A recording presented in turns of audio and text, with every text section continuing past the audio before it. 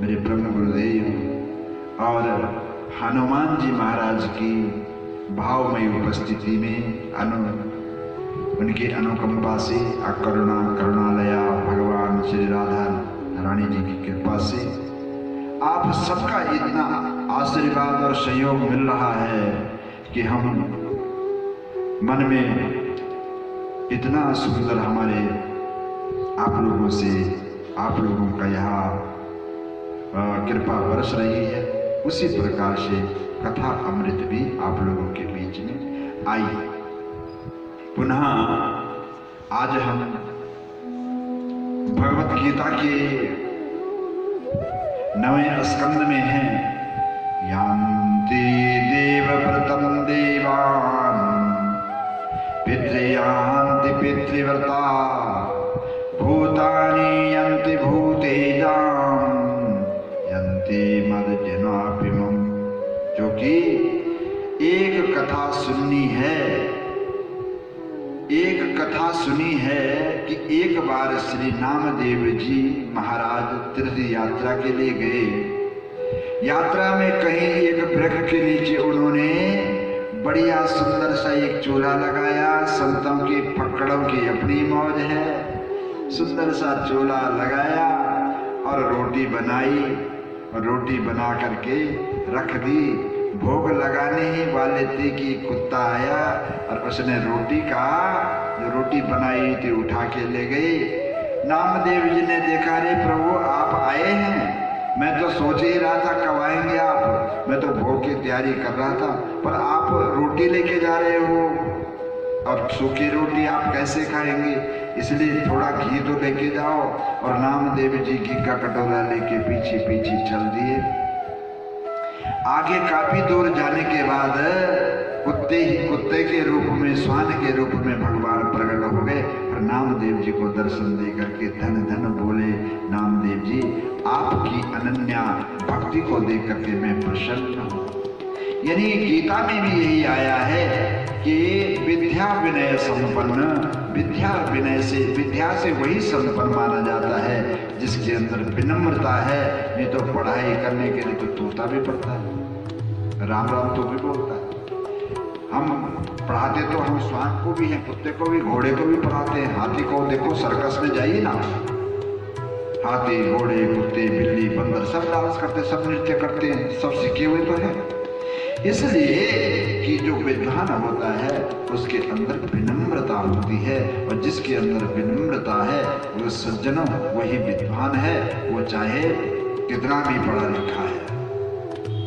कामना सकाम भाव से देवताओं का पूजन करने वाला शरीर छोड़ने पर देवताओं को प्राप्त होता है, और पितरों का पूजन करने पे, पितरों का अब आ रहा है आगे, पितृ पक्ष भी आ रहा है। निवेदन है आप सभी लोगों को, ब्राह्मणों से भी निवेदन है और मेरे ही आचार्य बंधुओं से भी निवेदन है कि सबको यही शिक्षा दें कि पितृ पक्ष में जो भी ब्राह्मणों को भोजन कराने वाले लोग हैं वो लोग चाहे कि अपने ब्राह्मणों को घर पे बुला करके उनको सूखा ही दे दे, उनको पका के ना दे, क्योंकि अभी कोरोना काल है। और वैसे भी पकाने के बाद क्या पता वो खाएं ना खाएं, इसलिए आप लोग सूखा ही राशन दे करके ब्राह्मणों को तृप्त करें।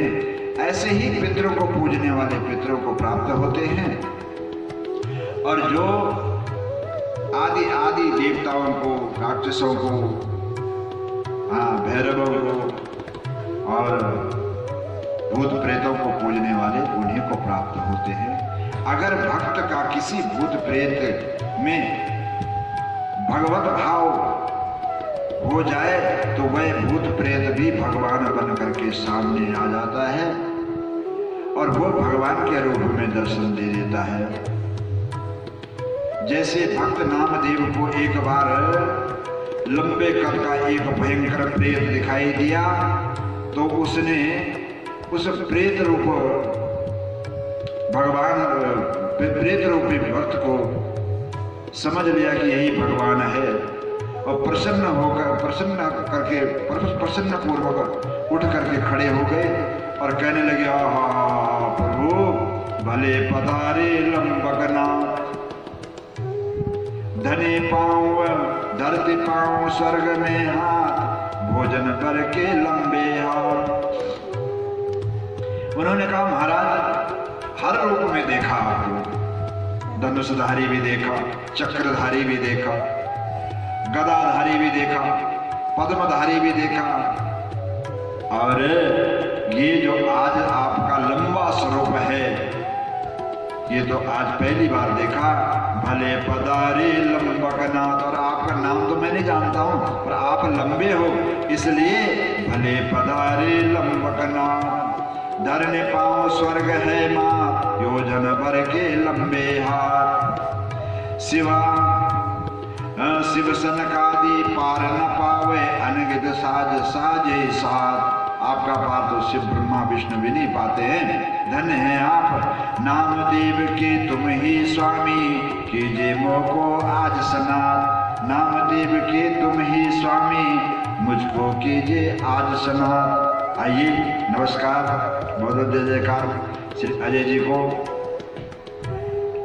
हम आपको नमन करते हैं। इस प्रकार से प्रेत का उद्धार हो गया नामदेव जी की कृपा से, यानी नामदेव की कृपा से प्रेत का उद्धार हो गया और दिव्य रूप में आकर के नामदेव जी की वंदना करने लगे। यानी कहने का भाव है कि विश्वास आप पत्थर पे कर लेते हो तो पत्थर भगवान बन के आपकी हर कामनाएं पूर्ण कर देता है। आप माँ गाय पे विश्वास कर लेते हो, गाय आपको भव सागर से बैतरणी पार कर देती है। आप तो धन्य है हमारी भारत भूमि जहाँ पत्थरों में भगवान पाए जाते हैं। और इस भारत भूमि की भी हम भक्ति करें वो बहुत कम है। इसीलिए तो गीता में बार बार भगवान ने भारत अर्जुन को भारत रूप से पुकारा है, क्योंकि भारत का मतलब है कि धर्म। भारत का सीधा जो अर्थ है वह है धर्म। जो विश्व गुरु को है, जो विश्व गुरु विश्व को धर्म सिखाता है, विश्व को जो शिक्षा देता है, विश्व को जो सेवा देता है, विश्व की जो सेवा करता है वह है हमारा भारत। तो धन्य है मेरी भारत भूमि, धन्यास्ति भारत भूमि। तो इसी प्रकार से भगवान कहते हैं कि हे भक्त मुझे तेरा कुछ भी नहीं चाहिए, और तू दे क्या सकता, तेरे पास है क्या? कुछ होता तब तो देता। सब कुछ तो तूने यही प्राप्त किया है, सब कुछ तुझे यही प्राप्त हुआ है, तेरे पास खुद का तो कुछ है नहीं। इसलिए तू अगर कुछ देना चाहता है तो पत्रम पुष्पम फलम तो या यो मे भक्त प्रियक्षति तदाहम भक्त्योत प्राहर्ता श्रमां प्रियातात्मना। जो भक्त मुझे पत्र पुष्प फल आदि से मुझे देता है, मुझे बार बार पत्र पुष्पों का से आच्छादित करता है, उस भक्त को मैं नित्य निरंतर ही उसको उसके घर में निवास करता हूँ और उसके हृदय में निवास करता हूँ, हृदय रूपी गृह में निवास करता हूँ। घर गुरु गृह